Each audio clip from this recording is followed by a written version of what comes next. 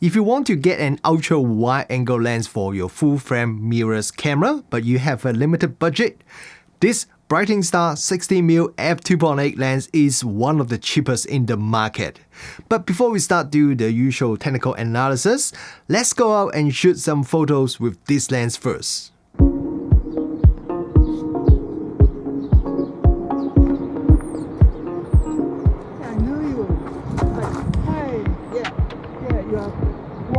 Yes. Hi, nice to meet you. Nice to meet you. Your name? Yeah, my name is Darius, and I'm a fan of your YouTube channel. Oh, thank you. And actually, I bought Panasonic S1 actually. Oh, really? Yeah. Oh.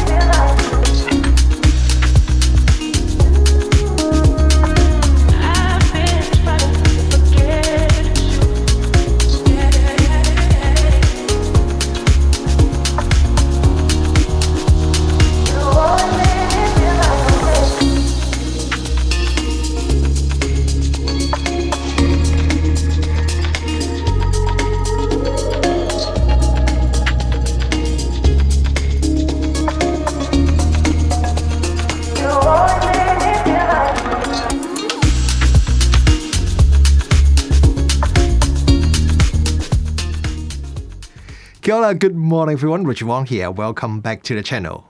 Brightin Star is quite a new company, so you may not have heard of their name before. But I like to review lenses from new companies as quite often they offer really good value for money. So let's have a look at the design and construction of this Brightin Star 60mm f2.8 lens first. This lens is designed for full-frame mirrorless cameras and it is available for pretty much all the common full-frame mirrorless camera mounts: Nikon Z, Canon RF, Sony E, Leica M and Leica L mount. The sample I received from Brightin Star is the L mount, but optically they are all the same, so the main difference is just the mount itself. This is a fully mechanical and fully manual lens, so there's no electronic features and there's no autofocus. The size of this lens is not too big for a full-frame 60mm f2.8 lens. The lens has a full metal construction including the integrated lens hood and also the front lens cap. The lens feels very solid, but because of the metal construction, the weight of the lens is just under 500 grams, so it is a little bit heavy. In terms of aesthetic design, it is pretty basic, maybe a bit boring. Just a black lens with some numbers printed in white, but there are a few red numbers that are actually engraved, which is a bit unusual for a budget lens like this Brightin Star. I don't really mind the understated design, to be honest, and at least all the fonts are consistent and everything looks quite alright to me. The sample I received from Brightin Star is an early version which has an integrated lens hood design, but they told me the final retail version for the market outside China will have a removable lens hood design and it will take 67mm front filter. The aperture ring is at the front of the lens and unfortunately, to me at least, it is declicked. And then we have the focus ring which has a 90-degree focus throw. Not exactly long focus throw, but I found it okay for an ultra wide angle lens. It is an internal focus lens, so the length of the lens doesn't change when you are adjusting the focus. One thing I quite like is that the hard stop at the infinity side is exactly at infinity. So when I shoot landscape photo, I can just turn the focus ring all the way to the end and I can get the correct focus, unlike most other manual focus lenses that usually requires you to turn the ring back a little bit.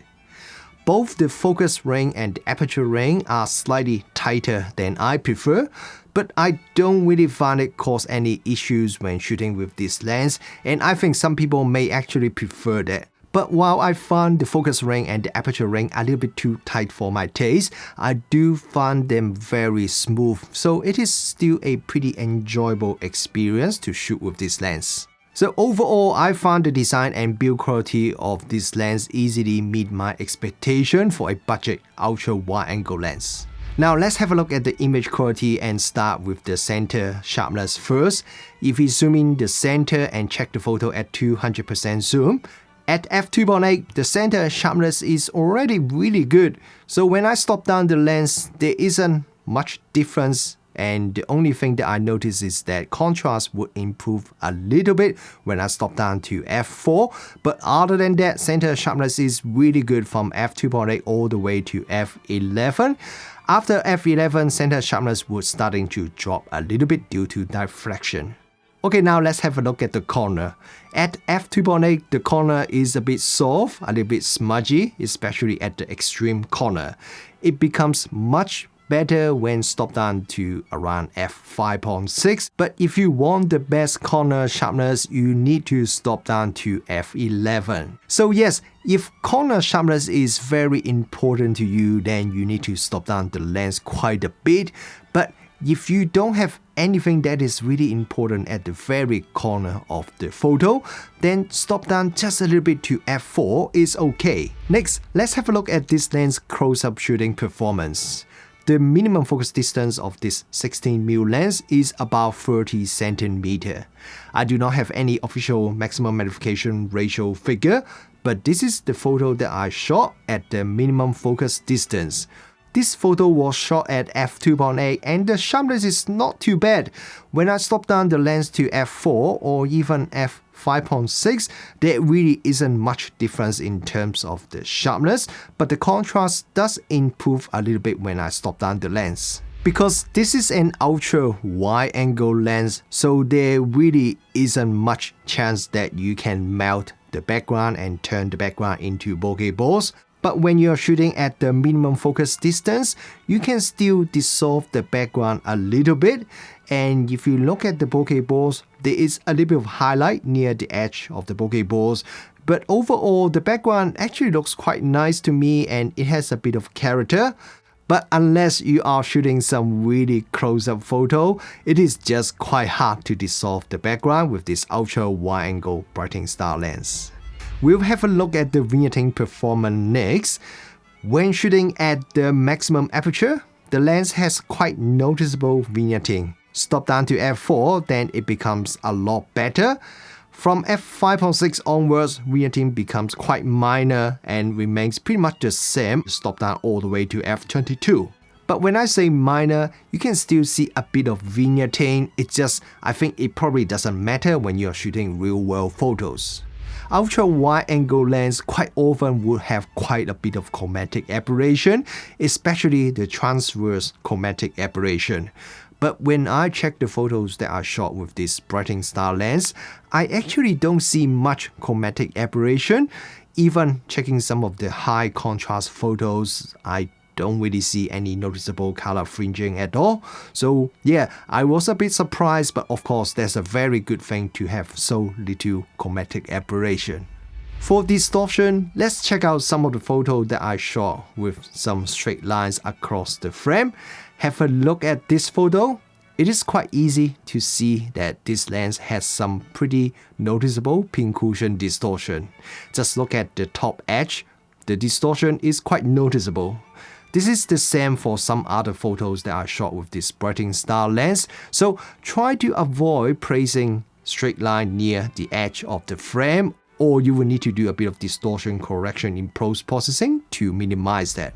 Okay, now let's have a look at this lens flare performance. For a budget ultra wide angle lens, I think this lens performs pretty well in this area. Under most situations, there is only minimal amount of lens flare and ghosting. Contrast is also usually maintained at pretty decent level. Even when stopped down the lens, the amount of ghosting is still kept at reasonable level. The only thing that I want to mention is when there is a strong light source at some certain angle, you may see a bit of rain flare in the photo, but overall for a budget lens, this Brightin Star 16mm lens flare performance is better than what I expected. With the 8 aperture braid design, this Brightin Star lens would render 8 points sun stars when you stop down the lens, and you don't have to stop down too much. Even at f4, you can already see sun stars in the photo. Stop down to f5.6 and the sun stars become sharper. Interestingly, the sharpest sun star appear to happen at around f11. At f22, the tails of the sun stars will suddenly become a lot shorter. So if you want to have some nice long sun stars, I will recommend you to shoot at around f8 to f11. If you are thinking of buying this lens for astrophotography, unfortunately, it is not a very good choice. Coma is very visible at f2.8, which to be honest isn't really surprising for a budget ultra wide angle lens. But even when stopped down to f4, Coma reduced a little bit, but it's still quite noticeable. You need to stop down the lens to f5.6 to get rid of most of the Coma, which would probably be too slow for astrophotography. And now let's have a look at the focus briefing control of this lens. This is a test footage that I changed the focus from 1 meter to infinity. And as you can see, there is only very small amount of focus briefing, so that is pretty good if you want to use this lens to do a bit of videography. Creating a nice ultra wide angle lens is always quite tricky, and usually a budget ultra wide angle lens would have lots of compromises. So to be honest, I didn't have too much expectation when reviewing this Brightin Star 16mm f2.8 lens. But after using this lens for a few weeks and doing all these different tests, I'm a bit surprised by this lens overall optical performance. Now, there are definitely quite a few flaws in terms of image quality. For example, the distortion is quite noticeable, and Coma is also very apparent until you stop down to f5.6. But for a budget ultra wide angle lens, honestly, it is really not bad. If you want the best image quality, then I would suggest you to shoot at f8 or f11. Then you can get really good image sharpness from center all the way to the corner, beautiful sun stars, and not too much vignetting. But even if you shoot at f4 or f5.6, the overall image quality isn't too bad at all, as long as you don't need super good corner sharpness. So if you're looking at buying a budget full frame ultra wide angle lens, this Brightin Star is definitely worth considering. By the way, if you find this Brightin Star lens interesting and want to check out more of their lenses, I would recommend you to check out my review of their 50mm f0.95 full frame lens, which is not only very affordable, but it also has some very interesting unique character as well.